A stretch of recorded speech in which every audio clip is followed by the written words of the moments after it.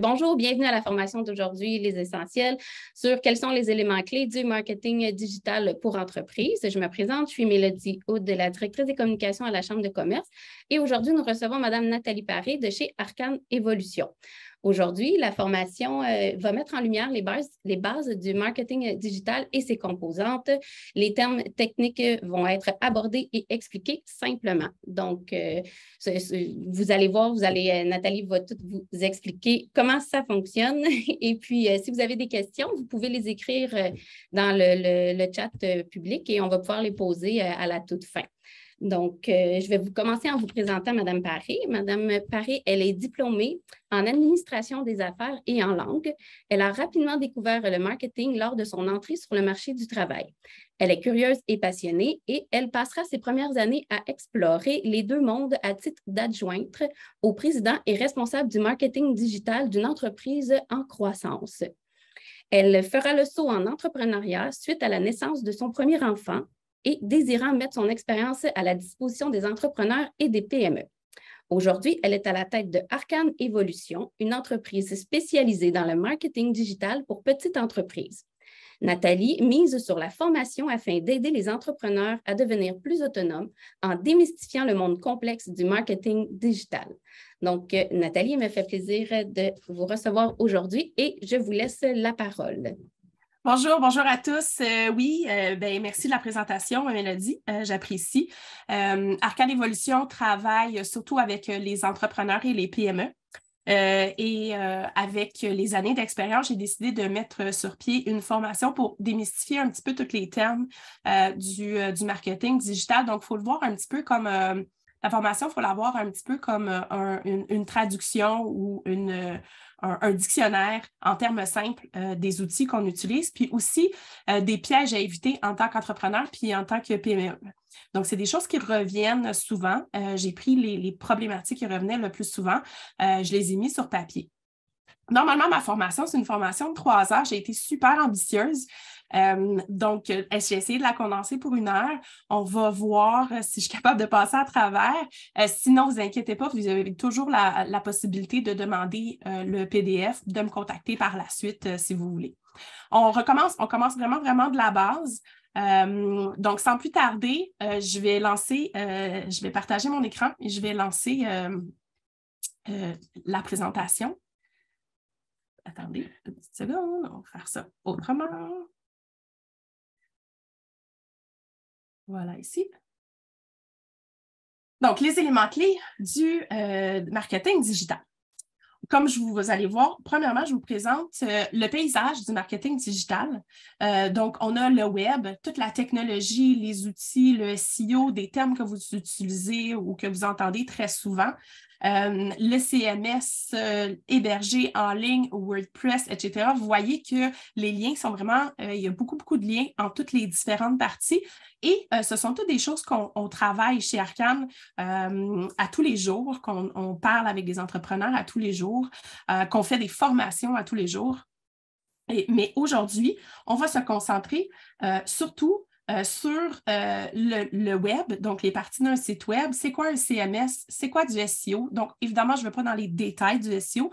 Je vais juste vous traduire qu'est-ce que c'est quand quelqu'un vous parle de SEO, de référencement. C'est quoi en termes simples? On va passer un petit peu plus de temps sur la technologie. Donc, c'est quoi des DNS? Je pense que ça, c'est vraiment quelque chose d'ultra important. C'est la base. Quand je demande aux gens c'est quoi une URL, souvent je vais avoir un roulement d'yeux, mais croyez-le ou non, c'est le piège, le premier piège que les gens tombent. Je leur demande où est votre URL, puis ils ne le savent pas. Donc, on va passer là-dessus. Puis à chaque fois, je vais vous donner un petit peu des petits conseils à chacun des étapes qu'on va franchir. Donc, on va commencer par les étapes d'un site web qui semble quasiment tout simple, c'est la base. On va commencer par ça. Donc, on va prendre le web et on va commencer à travailler autour de ça parce que, ultimement, le web, votre site web, c'est votre carte d'affaires, c'est votre identité en ligne. Et tout, comme on a vu avant, tout tourne autour de ce site web, du site web. Donc, la première chose, j'aime beaucoup comparer les étapes d'un site web à la construction d'une maison. Ou on peut utiliser aussi le fait de partir d'un patron, d'utiliser du tissu puis de créer un vêtement. Mais pour les fins de la présentation, on va l'utiliser comme si c'était une maison qu'on bâtissait. Donc, la première chose qu'on a, c'est que c'est notre adresse. Donc, si vous avez un terrain vague où vous achetez une première maison, une première propriété, la première chose qu'ils vont vous donner, ça va être votre adresse. Et nous, dans ce cas-là, l'adresse est l'équivalent de l'URL. L'URL, nom de domaine, etc. Donc, c'est la première chose qu'on va se procurer. Une fois qu'on s'est procuré ça, on va se procurer le terrain, donc c'est-à-dire notre hébergement. Okay? Donc, ce n'est pas parce qu'on a une adresse qu'on a un terrain.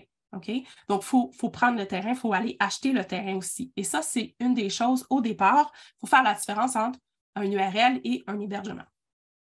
Après l'hébergement, il faut dire que notre adresse s'en va à cet hébergement-là. Okay? Donc, ça semble encore très, très simple. Je vous donne un exemple. Vous avez une maison au Québec, vous êtes un snowbird, vous allez en Floride 6 mois par année. Vous voulez que votre poste soit redirigé de la maison d'ici quand vous êtes en Floride. Vous voulez que votre poste s'en aille en Floride. Bien, il faut dire à la poste, bien là, en ce moment, ce que vous envoyez à cette adresse-là, s'il vous plaît, redirigez-le à cet endroit-là. C'est exactement la même chose. Pour faire ça, pour que notre adresse arcanevolution.com dise « Arcane Evolution est sur ce serveur-là, à cet hébergement-là, sur ce terrain-là », on utilise les directions. Donc, un Google Maps, si vous voulez, qui consiste à des DNS, des TXT Records, des MX. Encore des termes que je suis certaine que vous avez déjà entendus. On va voir qu'est-ce que c'est ces termes-là. Ensuite de ça, on a la fondation, le CMS. Donc, les gens, peut-être que vous avez déjà entendu parler de dire, bien, est-ce que tu veux un site WordPress, tu veux un site Shopify, est-ce que tu veux un site Squarespace, Wix, etc. Donc, c'est quoi la différence entre tous ces CMS-là? On ne verra pas en détail quelles sont les différences, mais on va voir la différence majeure entre deux types de CMS, soit les CMS hébergés et les CMS non hébergés. Vous allez voir la différence. Ensuite de ça, on a la structure. Donc, on a le thème ou le builder ou sur quoi. Est-ce que vous voulez une maison en bois rond? Est-ce que vous voulez une maison en briques? Est-ce que vous voulez une maison à l'ancienne, une maison canadienne, un chalet? Donc, ça, c'est la structure. Quel genre de structure est-ce que vous voulez? Là-dedans, il y a le thème, il y a builder. Donc, ce sont tous des termes. Aujourd'hui, on ne les couvrira pas, donc on s'arrête à la fondation au CMS. Mais sachez qu'une fois qu'on a notre adresse, notre hébergement, qu'on a redirigé bien nos choses, qu'on a notre CMS et là, on a notre structure, eh bien, il est temps de faire notre programmation. Donc, c'est vraiment le fait de prendre les textes, prendre les images, prendre le graphisme, prendre tout et de commencer à construire notre maison. Donc, on a les plans, on a le Google Maps, on a tout. Bien là, c'est maintenant le temps de construire. Une fois que c'est construit, eh bien, on met en ligne, tout simplement. Donc, c'est un go live. Vous allez voir que j'utilise beaucoup de termes anglophones. C'est simplement parce que dans le monde du marketing digital, on utilise souvent l'équivalent anglophone. Donc, je peux bien tout traduire les termes si vous voulez, mais ça ne vous embrassera pas à grand-chose. Donc, je vais utiliser les termes francophones et les termes anglophones pour que vous puissiez vous reconnaître, vous passer à travers, puis savoir si on parle de référencement, bien, le référencement, ça l'équivaut au SEO. Là, vous allez me dire, le SEO, il n'est pas présent là-dessus. Non, le SEO n'est pas présent dans les étapes d'un site web. C'est essentiel pour se retrouver sur le web, mais ce n'est pas essentiel pour mettre un site en ligne. Et voilà la grosse différence. Donc, une fois que ton site est en ligne, c'est à ce moment-là que tu vas faire ton SEO, que tu vas t'assurer que tes images sont correctes, que tes liens sont corrects. Donc, tout ça se fait par la suite. Donc, on y va. Premièrement, l'URL. On part de la base, OK? Vraiment, vraiment de la base. C'est quoi un URL? Vous demandez la description, personne ne le sait. J'ai même moi, il a fallu que je le recherche. C'est Uniform Resource Locator. En fait, c'est votre adresse. C'est le nom de domaine. C'est ce que vous voyez dans la barre en haut. OK? Et souvent, quand vous voyez, mettons, je vous envoie mon adresse courriel, c'est nathalie@arcaneevolution.com, bien, vous savez que vous allez retrouver mon site web sur arcaneevolution.com. Donc, l'URL sert à vos courriels, va servir à votre nom de domaine, à retrouver votre site web essentiellement. OK? Donc, ce qui est important de comprendre, c'est que c'est une réservation d'un nom de domaine. Un nom de domaine est réservé, n'est pas acheté. OK? Vous le réservez chez un registraire de nom de domaine, chez GoDaddy, chez Namecheap, chez WebHost Canada, chez Bluehost, etc. OK?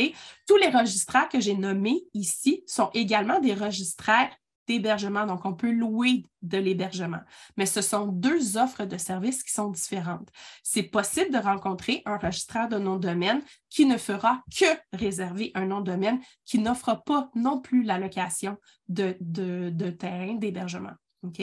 Dans ce cas-ci, le registraire de nom de domaine les offre, donc tous ceux, GoDaddy, Namecheap offrent aussi l'hébergement, mais c'est une offre de service qui est complètement séparée. Et ce sont des, comme je vous dis, ce sont des réservations, c'est-à-dire que vous devez le renouveler. Vous devrez le renouveler si vous l'avez loué pour 1 an, 2 ans, 5 ans, 10 ans, vous devez le renouveler. En plus de votre adresse, l'URL, c'est la clé de la gestion de votre site. Donc, si vous ne connaissez pas, si vous ne savez pas où est votre nom de domaine, eh bien, vous n'avez plus accès à vos courriels, vous n'avez plus accès à vos DNS, vous n'avez plus accès à rien. Okay? Et si vous perdez votre nom de domaine et vous ne le connaissez pas et vous ne savez pas qui est le registraire et qui s'en occupe, c'est très, très difficile à retrouver et c'est très difficile à rattraper. Croyez-moi, je passe beaucoup, beaucoup, beaucoup de temps avec des entrepreneurs, des PME qui ont fait réserver leur nom de domaine par une tierce partie et qu'on n'est plus capable de mettre la main dessus. Donc, je ne suis plus capable de mettre le site en ligne. Si vous devez retenir une chose de la présentation aujourd'hui, c'est que si on n'a pas accès à votre nom de domaine, je ne peux pas, ou n'importe quel programmeur ne peut pas mettre votre site en ligne. OK? Donc, c'est super important. Donc, si j'ai quelque chose à aujourd'hui vous transmettre, c'est toujours savoir où se trouve votre nom de domaine, quel est le registraire, quel est le nom d'utilisateur et quel est le mot de passe. D'accord? Donc, ensuite, après l'URL, on a quoi? On a l'hébergement et les DNS. On va en parler les deux ensemble. Donc, en règle générale, on parle de ça de façon séparée. Aujourd'hui, je vais juste les mettre ensemble. Donc, c'est quoi un hébergement? Un hébergement, c'est exactement la même chose. Un hébergement, c'est votre terrain. C'est l'endroit où se trouve votre site Web. En règle générale, votre hébergement, c'est aussi l'endroit où on va gérer vos DNS. Vos DNS, c'est simplement tous les liens qui disent où se trouvent vos courriels, à quel endroit vont être hébergés vos courriels, l'adresse IP de votre site. Si vous devez vérifier votre nom de domaine par Google pour avoir accès à Google My Business, pour avoir accès à Google Search Console, Google Analytics, ça va passer par votre hébergement. C'est là qui gère les DNS. On va le voir un petit peu plus tard à quoi ça ressemble, cette liste de DNS-là. Okay? Là, j'introduis ici le CMS en ligne et le CMS hébergé. Okay? Donc, le CMS en ligne, l'hébergement va inclure toute la gestion des DNS à un endroit. On va le voir un petit peu plus loin. Puis, si votre CMS est hébergé, vous aurez accès à un cPanel. Donc, peut-être un autre terme que vous avez déjà entendu, un cPanel. Dans vos DNS, les DNS qu'on appelle les DNS record, les plus importants, ça va être toujours le A-record et le www. Donc, le A-record, ça donne l'adresse IP de votre site Web. Okay? Donc, en fait, votre hébergement est sur un serveur. Et le serveur est sur Internet, bien évidemment. Le serveur a une adresse IP. OK? 49.10.160.x. OK? Donc, cette adresse IP-là, c'est l'adresse de votre serveur. Donc, en fait, votre A-record ou votre www, ce qu'ils vont faire, c'est qu'ils vont dire à ton nom de domaine, « Hey, Arcane Evolution a l'adresse IP de 127.papapa.papapa.papapa. » Bon. Et là, il dit « Hey, t'envoies Arcane Evolution, tu le pointes dans cette direction-là. C'est le chemin à prendre pour te rendre parce que tu dois te rendre à ce serveur-là. » OK? Maintenant, vous voyez beaucoup de sites web, je ne dis plus www.arcaneevolution.com. On ne le voit plus, ça c'est très, très rare qu'on va le voir. Maintenant, on va simplement voir https://arcaneevolution.com. Le www n'est pas là parce que dans tes DNS, il y a un DNS qui est un DNS qu'on appelle le www. c'est pour permettre à votre site Web de répondre avec ou sans www. Donc, un autre problème que je vois souvent, c'est un site Internet qui va répondre à www.arcanevolution.com, mais si je tape simplement arcanevolution.com, il ne se rendra pas, ça me donne une page de problème. Okay? Si je tape arcanevolution.com, je pèse Enter, puis ça me dit « ce site Web ne peut être trouvé », c'est parce que 90% du temps, je vais avoir mon entrée www, donc mon entrée DNS www, ne sera pas mise correctement. D'accord? Encore une fois, pour aller le corriger, j'ai besoin de savoir où est hébergé mon site. Et comment je sais comment héberger mon site? C'est souvent à l'aide de mon URL. Donc, on voit qu'on fait le chemin en arrière. Les MX. Les MX Records, c'est ça qui va déterminer où sont hébergés vos courriels. Donc, encore une fois, si vous prenez l'exemple, encore une fois, je prends l'exemple de Arcane Evolution, mes courriels, même si j'ai accès à un serveur puis un serveur de courriel, mes courriels, je les gère à travers la plateforme de Google. Donc, j'ai quand même une adresse nathalie@arcaneevolution.com, mais mon serveur de courriel, qui n'est pas mon serveur d'hébergement, mon serveur de courriel, c'est un serveur de courriel par Google. Il y a Office 365 qui offre les mêmes services également. Il y a plein d'autres plateformes qui offrent des services. Donc, on peut avoir des adresses en POP, en IMAP, en Gérer, Hotmail, Outlook, etc. Donc, ce sont les adresses. Qu'est-ce qui gère ça? L'entrée DNS qui gère ça, ça va être ce qu'on appelle une entrée MX. Donc, si à un moment donné, vos courriels ne fonctionnent plus, c'est parce que probablement qu'il y a une problématique avec votre entrée MX. Encore une fois, vous avez besoin de votre entrée MX, vous avez besoin d'avoir accès à vos DMS, vous devez savoir où est hébergé votre site. Si vous ne savez pas où est hébergé votre site, vous devez avoir accès à votre nom de domaine. Encore une fois, on recule. Donc, vous voyez comment de savoir les informations, de savoir où est hébergé, c'est crucial parce que c'est ça qui va gérer vraiment tout. Et le dernier qu'on va parler aujourd'hui, c'est le TXT Record. Le TXT Record, c'est ce qui permet, entre autres, de valider que le nom de domaine et l'hébergement vous appartient. Okay? Donc, souvent, vous essayez de faire vous essayez d'avoir un Google Analytics, un Google Search Console, n'importe quel produit avec Google.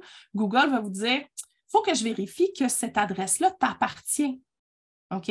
Donc, si je veux vérifier que l'adresse appartient, Google va demander à installer un TXT Record dans vos DNS. OK? Donc, encore une fois, ça se fait à l'aide d'accès à votre URL ou votre hébergement, ou les deux. Donc, je sais que c'est quand même un peu complexe. L'idée aujourd'hui, ce n'est pas de vous dire toutes les choses ou vous dire exactement, aller dans les détails, dans les MX Records, dans les TXT, dans les DNS.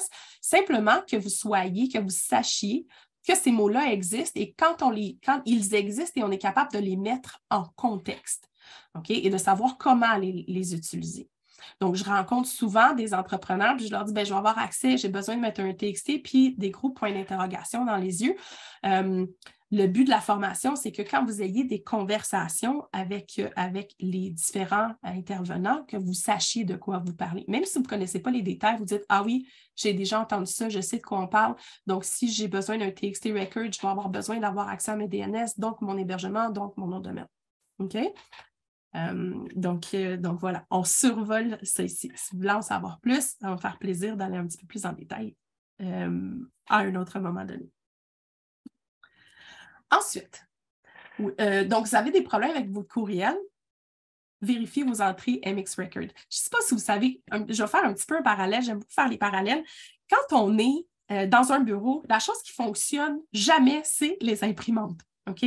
C'est toujours ça qui ne fonctionne pas dans un bureau. Et pour une personne, j'ai fait beaucoup d'informatique, donc de la gestion de parc informatique dans le temps, avant de devenir présidente d'Arcane Evolution. Et la chose la plus difficile dans un bureau, c'est que les imprimantes fonctionnent, puis fonctionnent bien pour toutes sortes de raisons.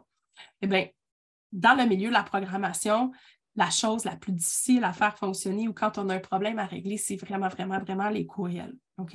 Donc, si vous avez un problème avec vos courriels, vérifiez vos MX Records. Ou dites à votre programmeur de vérifier les MX Records. Ensuite, on va parler de CMS. C'est quoi un CMS? OK. Un CMS, c'est un Content Management System. OK? Encore une fois, les gens, la description plus ou moins importante.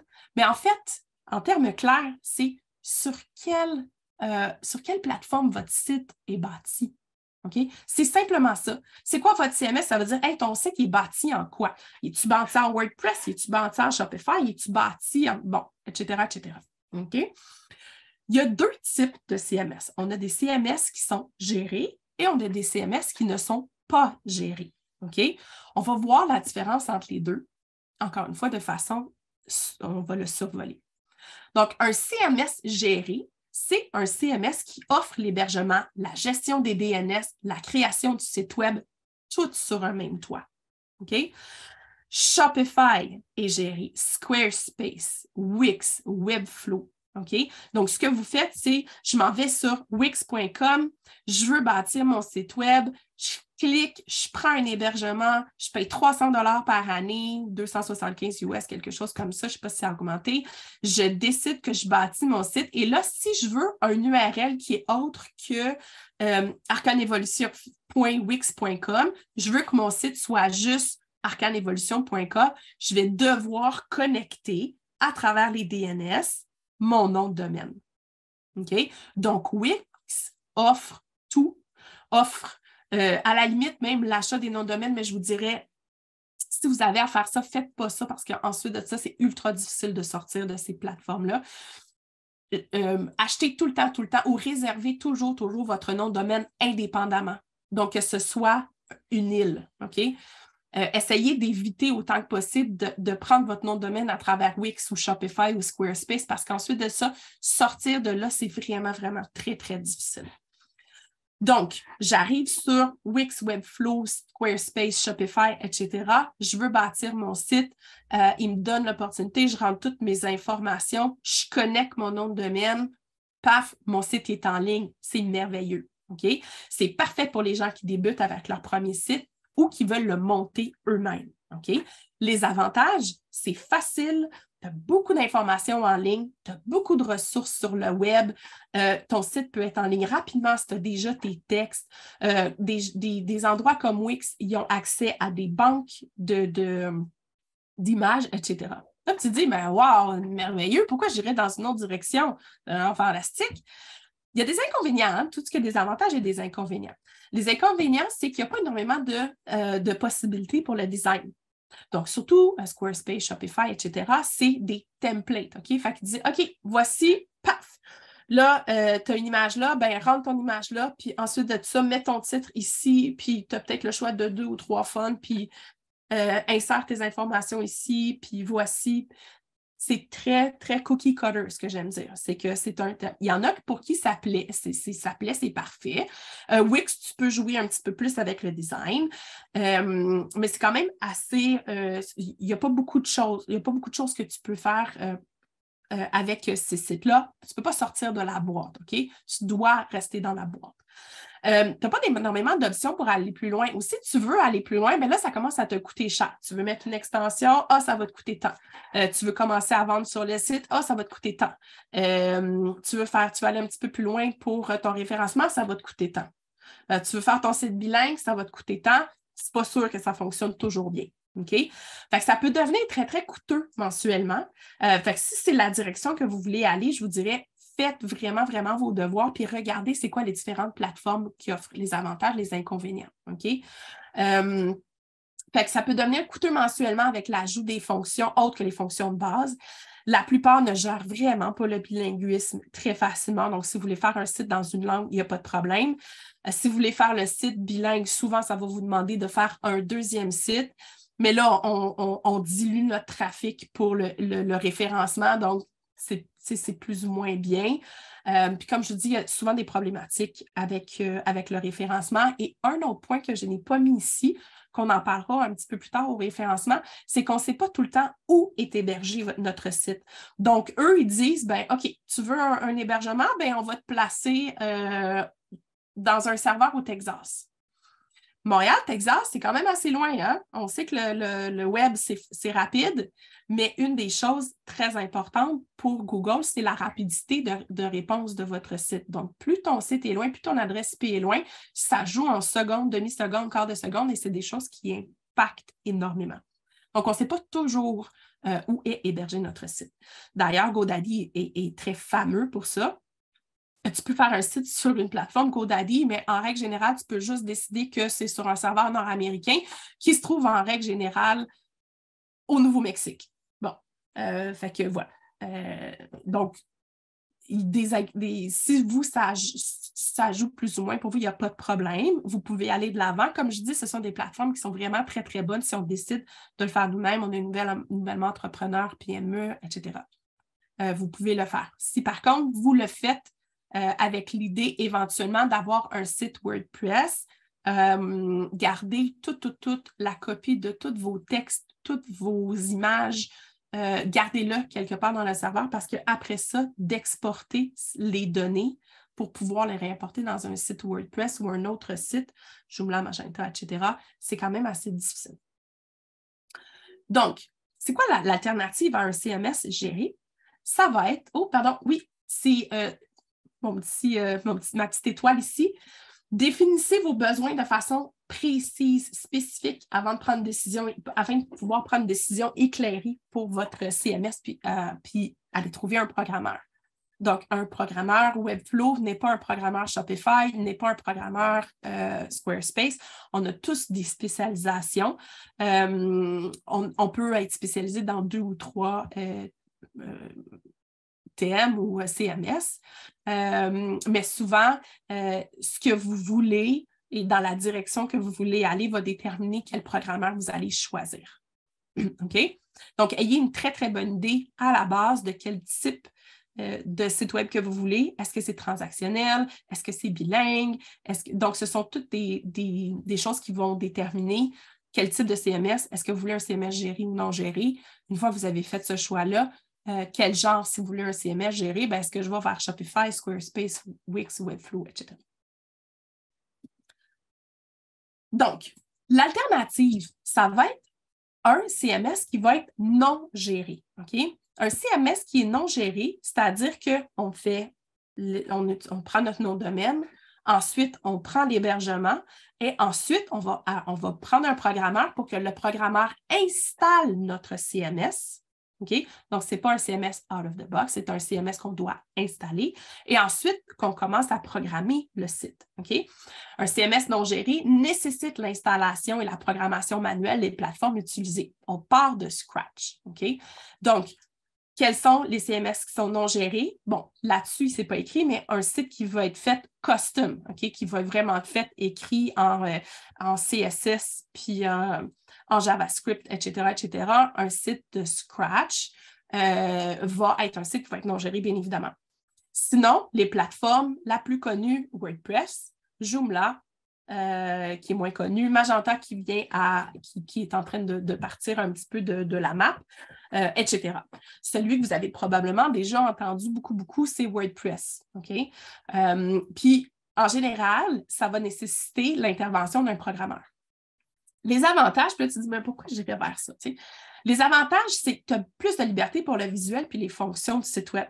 Okay? Tu peux vraiment aller dans toutes les directions. Ce qui est fabuleux avec un site WordPress, c'est que c'est un site qui va toujours pouvoir grandir. Okay?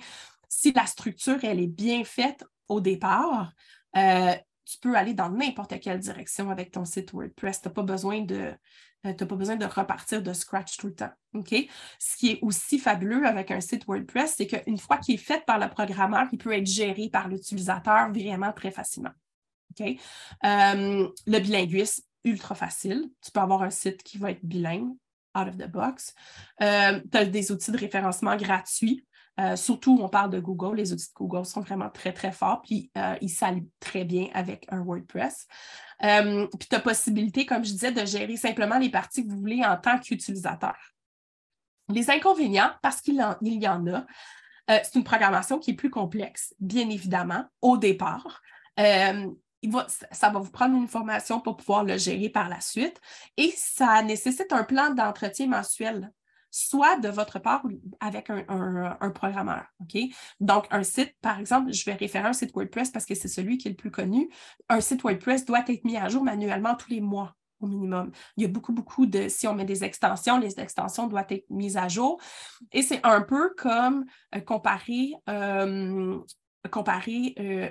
Microsoft à Apple. OK? Apple, il n'y a pas beaucoup de hacks qui se font. Ils se font plus attaquer qu'ils le faisaient avant. Mais il y a beaucoup moins d'attaques sur un Apple que sur un Microsoft. Pourquoi? Parce que tout ce qui est Windows, tout ce qui est Microsoft, c'est ce qui est vraiment utilisé partout dans le monde. Tout le monde utilise Word, tout le monde utilise Excel. Mon Dieu, la proportion des ordinateurs sur lesquels les outils Microsoft ne sont pas installés, elle est très, très minime, n'est-ce pas? Donc, plus qu'il est utilisé, plus qu'il y a de hacks qui sont dedans, plus qu'il y a d'infiltration qui rentrent dedans. C'est la même chose pour WordPress, OK? C'est un de ceux qui sont les plus utilisés. Donc, c'est un des plateformes qui va être le plus attaqué. Okay? Il y a des façons à la base de s'assurer qu'il ne soit pas attaqué. La raison pour laquelle, encore une fois, vous utilisez un programmeur, donc des petites programmations de base qui font en sorte que ils peuvent être, l'attaque ne viendra pas vous toucher. Mais il y a plusieurs mises à jour qui sont faites de façon répétitive, mensuellement, pour s'assurer de l'intégralité puis de la sécurité de votre site. Donc, la plupart des programmeurs, là, je vous dis attention parce que la plupart des programmeurs sont spécialisés dans un CMS spécifique. OK? Donc, informez-vous. Je reviens encore à ma petite étoile d'avant, c'est de dire, sachez dans quelle direction vous voulez aller, sachez qu'est-ce que vous voulez faire. Puis ensuite de ça, quand vous faites des recherches sur le web, faites programmeur, vous faites site WordPress, ajoutez l'extension que vous voulez faire, ajoutez le CMS, donc programmeur WordPress Laval, programmeur Shopify Laval, programmeur Wix Laval, OK? Donc, vous pouvez parler à n'importe quel programmeur, mais il ne sera peut-être pas nécessairement spécialisé dans la base que vous voulez utiliser, le CMS que vous voulez utiliser. Donc, il est déjà 37, je vous fais mon exemple concret, on revient de la base. Donc, j'ai développé un URL qui s'appelle DevArkane. Donc, je suis allée sur namecheap.com et j'ai recherché DevArkane et je l'ai enregistré. OK? Une fois que j'ai fait ça, j'ai décidé d'aller lui mettre des DNS qu'on dit custom. Donc, je suis allée les mettre, je lui ai dit, ben, mon site DevArkane, il est sur l'hébergement est sur un serveur qui se nomme ns3kpitech.ca et ns4.kpitech.ca. Donc, ce sont mes name servers. OK? C'est ma direction. Donc, je dis, quand quelqu'un va taper devarkane.com, je veux qu'il s'en aille, je veux qu'ils utilisent la route de NS3, NS4 et qu'ils arrivent sur ce serveur qui répond avec ces name servers-là. Ensuite de ça, j'ai décidé que c'est un site qui va être non géré. Donc, je vais avoir un cPanel. Mon CMS va être un CMS WordPress et je vais gérer mes DNS dans mon zone record, donc record zone en anglais. Et vous voyez ici que j'ai mes DNS. Donc, j'ai mon eRecord, mon MX Record, CNAME. On pourra en parler à un autre moment donné. On n'a pas couvert le CNAME, mais sachez que c'est un des records qu'ils utilisent aussi. SRV non plus. Ça, c'est quand vous avez des calendriers ou la gestion des noms d'utilisateurs ou de vos contacts. Mais vous voyez que le TXT aussi. Donc, j'ai des A-Record, MX Record, mes TXT Record. Donc, c'est ça, des records qu'on a. Je vous l'ai montré, j'ai laissé le CNAME, le SRV, parce que ce n'est pas seulement ceux qu'on a couverts, il y en a d'autres qui existent également. Et ensuite de ça, ce que je suis allée faire, c'est que je suis allée simplement dans mon site, je suis allée installer mon WordPress. OK? Donc, l'exemple concret, je vais sur Namecheap, je décide que j'achète un nom de domaine et je dis à mon nom de domaine où sera hébergé. Et ensuite de ça, je vais sur mon hébergement, j'ouvre mon hébergement et je commence à construire avec WordPress mon site web en m'assurant que mes DNS sont corrects. Maintenant, il est 12h40, donc on va parler rapidement du référencement. Ensuite de ça, si vous avez des questions, j'ai aussi un document que je vais vous fournir par la suite. Le référencement, c'est quoi? On entend beaucoup, c'est quoi le référencement? Donc, référencement SEO, OK? Pour Search Engine Optimization. Celui-là, cette définition-là est un petit peu plus connue. Techniquement, là, ce que c'est comment est-ce que j'arrive pour être sur la première page de Google? Okay? En fait, le SEO, c'est une série de règles qui est établie par Google, puis qui change à travers le temps, et puis qui permet d'attribuer un score à un site web, et pour qu'ils puissent les placer en ordre dans Google, puis les trouver dans les engins de recherche selon les mots-clés que vous écrivez. Donc, ce qu'on appelle les short-term keywords et long-term keywords. OK? Short-term keywords, long-term keywords. Les short-term keywords, c'est auto. OK? Auto Laval.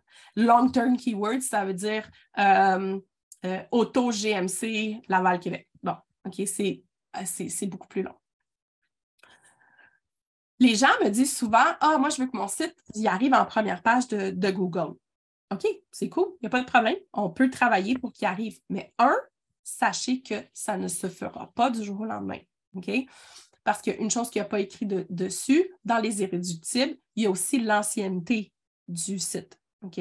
Donc, plus le site, ça fait longtemps qu'il est en ligne, plus il va avoir un score qui va lui être attribué, qui va être haut, en tant et aussi longtemps qu'il y a encore des informations qui sont bonnes dessus, tant que le site a été mis à jour, bien évidemment, qui a été maintenu, de la nouvelle information qui a été ajoutée, donc un site qui est entretenu. OK? Encore une fois, je reviens à ma maison. C'est beau d'avoir une maison ancestrale, mais si ton maison ancestrale est en train de tomber en ruine, on n'enverra pas personne là. Hein? On s'entend. OK? Donc, et c'est surtout avec des mots-clés. OK? C'est de dire, OK, est-ce que tu veux être sur la première page de Google, mais tu veux être sur la première page de Google quand les gens tapent quoi? OK? Est-ce que tu veux être sur la première page de Google quand les gens tapent chat, auto, tu sais? Fait que tu as plusieurs séries de mots-clés que tu dois avoir. Et plus tu en as, encore une fois, plus tu connais ton domaine, plus tu as de mots-clés, plus c'est facile de pouvoir les parsemer puis de créer des textes avec ces mots-clés-là et s'assurer que les mots-clés sont dans les textes que tu utilises. OK? Donc, par exemple, on gère un restaurant à Laval. Si vous tapez sur Google restaurant Laval, il y en a vraiment beaucoup. Okay? Donc, comment arriver sur la première page de Google en tapant simplement restaurant Laval? Bien, ça va prendre du temps, déjà en partant. 2, il faudrait qu'ils répondent à d'autres termes de recherche. OK? Parce que moi, en tant qu'utilisateur, je vais faire restaurant Laval, je vais en avoir beaucoup, mais peut-être que j'ai une idée de ce que je veux manger. Je vais faire restaurant vegan Laval ou restaurant végétarien Laval. OK? Donc là, on commence à être un petit peu plus spécifique. Si je veux que mon site sorte, quand je tape restaurant végétarien Laval, il faut s'assurer que dans mes textes ou dans la structure de mon site, restaurant végétarien Laval soit là. OK? Restaurant végétarien à Laval, numéro 1, recommandé par ou nous sommes très heureux de vous offrir de la nourriture végétarienne. Donc là, on a restaurant végétarien, mais aussi des définitions autres. Donc, végétarien, nourriture végétarienne. Donc, ou si je recherche restaurant indien, Laval, où j'ai envie de manger de la nourriture haïtienne. Donc, c'est toute la même chose. OK? Je peux avoir aussi un descriptif de la nourriture. J'ai envie de manger de la poutine. Restaurant Poutine Laval. OK? Vous comprenez un petit peu le principe. C'est de savoir, votre client vous demande ou vous dites, ou vous arrivez à une compagnie puis vous dites, moi, je veux sortir sur la première page de Google. Si la personne te dit, oui, pas de problème, posez-vous des questions. OK? La réponse devrait être, bien, je vous renvoie à la question, vous voulez sortir sur la première page de Google, mais c'est quoi vos mots-clés? Vous voulez sortir sur la première page de Google quand les gens recherchent quoi exactement? Vous n'êtes pas obligé d'en avoir des centaines, là. Juste un ballpark, là, juste de savoir un petit peu par où on s'enligne. Puis aussi, c'est beau, mais est-ce que vous avez un budget pour pouvoir booster ça? Est-ce que vous voulez faire du Google Ads, oui ou non? OK? Donc, je vais toujours vous renvoyer la question. Une autre question que je vais vous poser toujours, c'est parfait, c'est qui vos compétiteurs? Toujours, je vais vous poser la question, c'est qui vos compétiteurs pour savoir, eux, ils se placent comment sur le web. D'accord? Donc, les irréductibles, OK, ceux qui ne changeront jamais. Donc, c'est une série, voyez-le comme une série de genre 200 items que Google va sortir. Puis, est-ce que votre site est rapide? Est-ce que votre site, il y a du trafic dessus? Est-ce que votre site, etc., etc., etc. Ce n'est pas ça en réalité, mais imaginez-vous-le comme une liste comme ça, OK, que Google fait. Et là, il va changer certains termes. Mais là, justement, de dire, si ton site est rapide, c'est en premier, mais là, je vais le descendre à la position numéro 10. Ce n'est plus la chose la plus importante. OK? Les irréductibles, c'est ceux qui vont toujours être sur le site, qui vont toujours être en liste, ça va être, est-ce que tu as du trafic sur ton site? Quand j'arrive sur ton site, est-ce que je m'en vais ou je reste sur ton site? OK? Donc, je donne un exemple. Je cherche Auto Laval. J'arrive j'ai le site web, je clique sur votre site web, j'arrive et vous vendez des chats, ça ne fonctionne pas. Qu'est-ce que je vais faire? Je vais rentrer sur votre site et je vais partir tout de suite. OK? Si j'arrive sur votre site et que je pars tout de suite, c'est un score négatif. Ça veut dire que quand je suis arrivée sur votre site, je n'ai pas trouvé qu'est-ce que je voulais.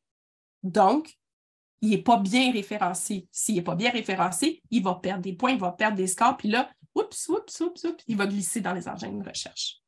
Donc, le trafic sur le site, le temps passé sur le site et la sécurité du site. Donc, j'ai parlé tout à l'heure, c'est quoi la différence? Quand j'ai HTTPS, bien, le S, c'est le SSL. C'est une clé de sécurité. OK? Donc, tous les sites maintenant qui sont HTTP et qui n'ont pas de clé de sécurité, HTTPS, déjà ont un score négatif. Donc, regardez votre site web et assurez-vous que votre site est sécurisé. Si votre site n'est pas sécurisé, première chose à faire, c'est d'aller sécuriser votre site. Okay? Maintenant, vous voyez, vous avez le gros, des fois, je ne sais pas si ça vous est arrivé, vous arrivez sur un site, puis vous tapez un site, puis là, il y a un écran rouge. Attention, ce site est malveillant, peut contenir des informations malveillantes. En fait, le site est probablement bien correct, mais ils n'ont pas de clé de sécurité dessus. Et là, parce qu'il n'y a pas le HTTPS, qui sont encore HTTP, là, vous avez le gros écran rouge. Puis là, Google le lit comme un site qui peut avoir des informations malveillantes dessus.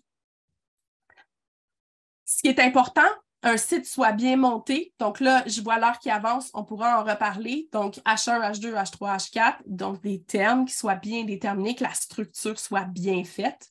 Un certificat SSL, des métadonnées qui sont bien faites, qu'il y ait une connexion au Google Search Console ou Google Analytics, donc les outils Google, puis un Google My Business. Surtout si vous êtes en entreprise locale, Google met beaucoup d'importance sur Google My Business maintenant, beaucoup de référencement qui a été fait à travers ça. Et je vais mettre un petit astérix ou un petit bémol aussi sur l'importance des textes.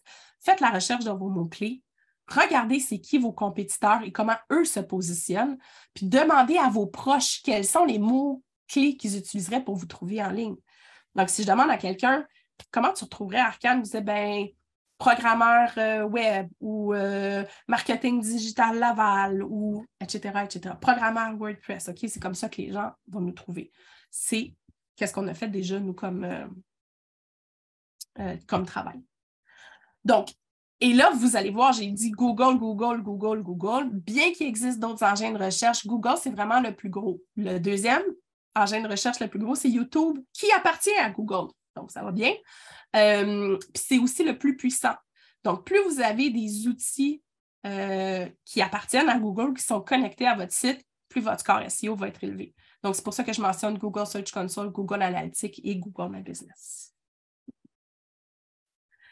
Et voilà, je ne pensais pas d'être capable de le faire dans ce temps-là, mais oui, on a réussi. 12h49. Est-ce que vous avez des questions? Et aussi, à la fin de la rencontre, ce que je vais faire, c'est que je vais vous remettre ou Khadija va vous envoyer ou Mélodie, je ne sais pas, une des deux, va vous envoyer une checklist. OK? Donc, la checklist, donnez-moi quelques minutes, je vous la présente. Donc, la checklist, c'est une checklist de savoir si j'ai une chose à retenir de la rencontre, c'est de s'assurer d'être capable de répondre à toutes ces questions-là ici. Bon, attendez, je l'ai ici. Donc, la checklist. En tant qu'entrepreneur, c'est important de pouvoir répondre à ces questions-là. OK? Donc, quel est votre nom de domaine principal? Où est hébergé votre nom de domaine? Les accès? Est-ce que vous en avez d'autres? Est-ce qu'ils sont redirigés vers votre nom de domaine principal? Qui est votre gestionnaire? Quelles sont les coordonnées? Etc., etc. Donc, si vous avez une chose à retenir, la chose la plus importante de la rencontre d'aujourd'hui, sachez que si vous êtes capable de répondre à ce petit questionnaire-là et d'avoir toutes les informations, c'est la chose à retenir, c'est d'être capable de répondre à toutes ces informations-là. Parce que c'est la base et c'est la clé de votre marketing, de tout votre marketing digital. Voilà. Bien, merci beaucoup, Nathalie. C'est très intéressant, très apprécié aussi. Donc, on a quelques questions de nos membres qu'on a reçues aussi en amont de la formation d'aujourd'hui. Et puis, on nous demandait, quelqu'un qui veut se partir un site web, puis là, il fait affaire avec un designer, un infographe ou quelqu'un qui va pouvoir faire la conception de son site web. Est-ce qu'il va pouvoir également le programmer? Puis sinon, pourquoi? C'est quoi la différence entre les deux? Un designer graphique n'est pas un programmeur. Un programmeur n'est pas un designer graphique. OK? Donc, vous n'utiliseriez pas un ébéniste pour faire la peinture de votre maison, pour designer votre maison. OK? On s'entend? Vous designez votre maison, puis ensuite de ça, vous designez un meuble, puis après ça, vous allez voir un ébéniste pour qu'il crée votre meuble. C'est la même chose. OK? Vous utilisez des services d'ingénierie pour bâtir votre maison, puis ensuite de ça, vous la faites construire. Un designer, c'est exactement la même chose. Un designer va pouvoir créer votre site, mais si vous ne lui dites pas, dire, hey, j'aimerais ça que tu me le dessines, puisqu'ils vont faire ce qu'on appelle des wireframes. OK? Donc, ils vont aller en ligne, puis ils vont faire, hey, ton header devrait être cette image-là, ils vont la placer, ils vont placer du texte. Fait qu'ils vont le placer, puis ils vont faire ça beau, beau, beau, beau, beau. OK? Souvent, ce qui m'est arrivé dans ma jeune carrière, dans mes débuts, c'est de dire, hey, es-tu capable de programmer mon site? Je l'ai fait designer. Puis moi, tout d'un coup, je disais, oui, pas de problème. Puis là, j'arrivais avec le design, puis je faisais, oh, attends, non. Ça ne fonctionnera pas en ligne. Ça, je ne serais pas capable de le placer à tel endroit. Donc, je vous dirais de faire l'inverse. Parlez à un programmeur, puis demandez à votre programmeur si eux, ils font affaire avec un graphiste. OK? Vous avez déjà décidé c'est quoi votre CMS. Vous dites, OK, moi, je vais faire un site WordPress ou je vais faire un site Shopify ou je vais faire un site whatever. Allez voir un programmeur. Donc, faites un site WordPress, je m'en vais voir Arcane Evolution. Là, je place beaucoup la compagnie, mais je n'ai pas d'autres idées dans la tête. Là. Vous allez faire un site web, puis là, vous appelez votre programmeur, vous dites, écoute, j'ai besoin d'un site, j'aimerais ça d'avoir un WordPress. Est-ce que tu fais affaire avec une compagnie qui fait aussi du design graphique? Si la réponse c'est non, bien là, vous pouvez chercher un designer graphique, mais cherchez-vous un designer graphique web qui le fait avec WordPress. OK? Parce qu'un designer graphique qui travaille avec Shopify ou qui travaille avec Wix ou qui travaille, ce ne sera pas les mêmes outils qu'ils vont utiliser, ce ne sera pas les mêmes wireframes qu'ils vont utiliser. OK, parfait. Merci beaucoup. Et donc, puis dans la même branche un peu de base dans ce cas-là, si on fait affaire avec un designer, on fait affaire avec un programmeur, un designer, ou les deux en même temps, ce serait l'idéal, si j'ai bien compris. Mais ensuite, un coup que ce site-là va être mis en ligne, puis là, on veut faire le CEO, le référencement de notre site web. Est-ce que le designer, le programmeur vont pouvoir nous aider ou il y a des spécialistes pour ça, pour le référencement web? Okay. Assurez-vous que, c'est une excellente question, assurez-vous que dans le devis, OK, assurez-vous de savoir dans le devis si la personne offre le SEO, ce qu'on appelle le SEO de base. OK?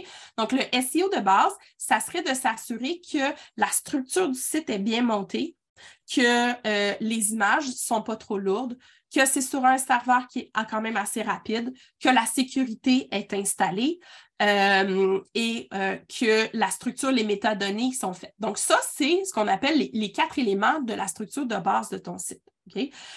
Si votre programmeur le fait, vous êtes bien avec ça. Puis installe, je m'excuse, un 5e qui installe Google Analytics, Google Search Console, etc. De plus en plus de programmeurs le font. Si votre programmeur le fait, vous êtes correct, votre site qui est bien, vous pouvez le faire analyser par des outils en ligne.